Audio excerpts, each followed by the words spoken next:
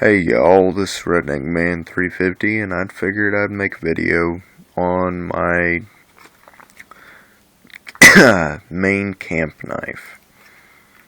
Now, this is a knife that I personally use every time I go camping, no matter what.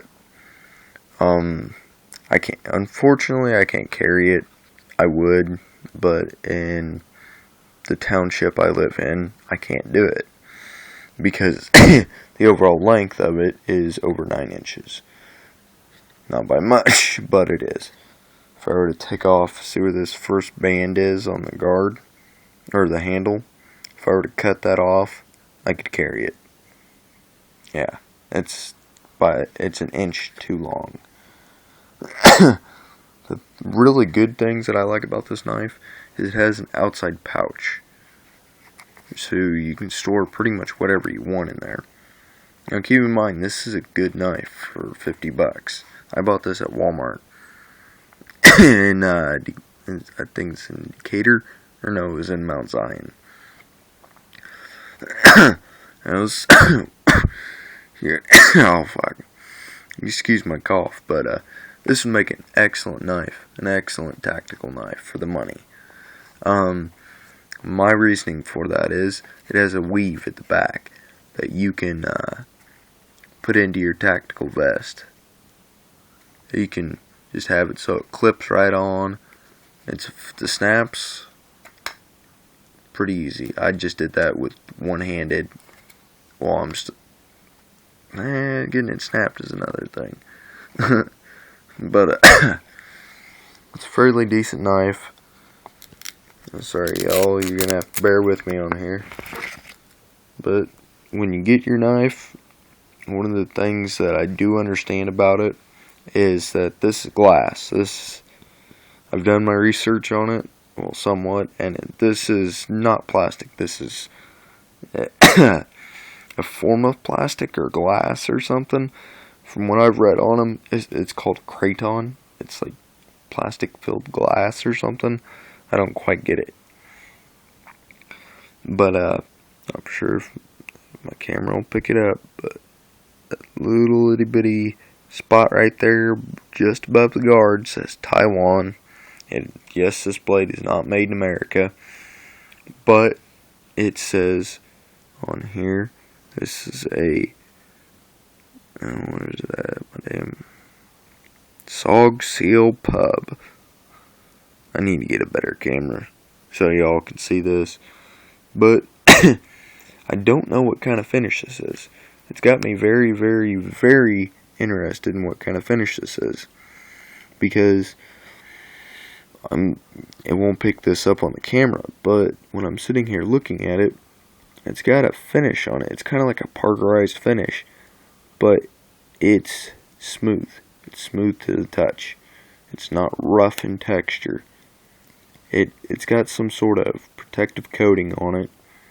I'm assuming for amphibious use, saltwater use, because there's a reason why it says SOG. For all of you who don't know what SOG stands for, SOG basically means Special Operations Group. Now, I don't know that much about SOG, but I do know it goes back to Vietnam. It's called SOG.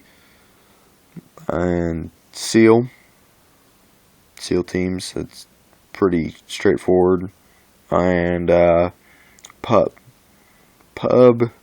I mean, I'm interpreting that as small, because this is rather small.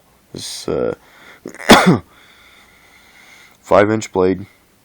Now I'm counting that from this right here, where my fingernail's at, up. I'm not counting all the way down to the guard. I don't count that. I actually count the blade.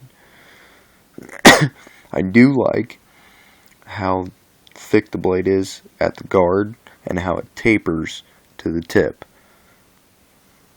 Now it does have a, I don't know what to call this, a flared spine. It's really thin here, but it makes a point. I don't know. It kind of looks like a serrated, shortened Spartan sword, kinda thing. It does have a hole in the handle, which it is full tang. The blade goes all the way through because I can sit here and see it shining off the back in there. It's got a hole for a lanyard. It's got checkering all around it. It's got these ribs for the back on the handle. Anyway, it's a pretty decent knife for $50. Now, in my pouch, I carry a magnesium flint and steel. Now, my steel also doubles as a saw. Now, this did not come with the knife. I bought this extra. This made everything that I've put into the knife about $50, $50, $60. I can't remember because I've had this thing for so long, but y'all are gonna have to bear with me here. I'm trying to get out everything else in here. Still don't have another cameraman to help me out with this crap. But in here I got 20 feet of fishing line. And oh crap, swivels, hooks, weights, sinkers, and some basic snares. That's all I got in here. I do have a bobber in here, but it's a glow in the dark one. It's pretty cool. It's not none of them oh my gosh, I can't even talk. It's not none of them battery operated ones. It's got some glow in the dark shit in it. That's pretty cool. Anyway, it's pretty cool how cheap this knife is, but yet how durable it is. And just put it back on there. Now, I've ran through the woods in this. I've went to paintball matches. Yes, I went to paintball matches wearing this. Everybody asked me, well, why do you need that? And jokingly, I made a comment to him saying, man, don't you ever hear about them zombies or them rabid infested squirrels jumping out of trees and just randomly attacking people? Jokingly, I mean, he got the joke, but he kind of gave me a look like I was a crazy son bitch. Which, I get that a lot. I get a lot of shit for stupid shit that I've done and said. But, oh well, life goes on. Anyway, I haven't been getting a lot of views on YouTube and everything, so I figured I'd make another video to solve that. Well, there really isn't much more about this. Now, I do understand that Walmart, if you are planning on buying this knife, most Walmarts follow roughly the same ordering patterns. Like, they'll order different knives. Like, for 1 month or 6 months out of a year, they'll order so many of a certain knife and see how the sales go.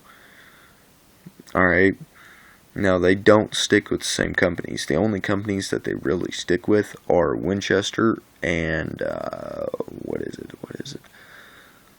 Oh crap, Buck. Those are the only two companies that they stick with, because they make most of their knife sales. A good majority of them. If you're going to invest in a smaller camp knife like this, don't do it. Unless you have immense upper body strength. Because when you are trying to slash something, well, first of all, this isn't even a good slashing knife. This is an overall good survival knife. If you have to baton something or slash something with this, don't do it. It's just not worth it. If you have to, the time that you could waste slashing at it, you could just whip out your saw and cut it. Or find some alternate way of dealing with the problem, like swinging a big ass stick at it, or smashing a rock against it. You know, something simpler.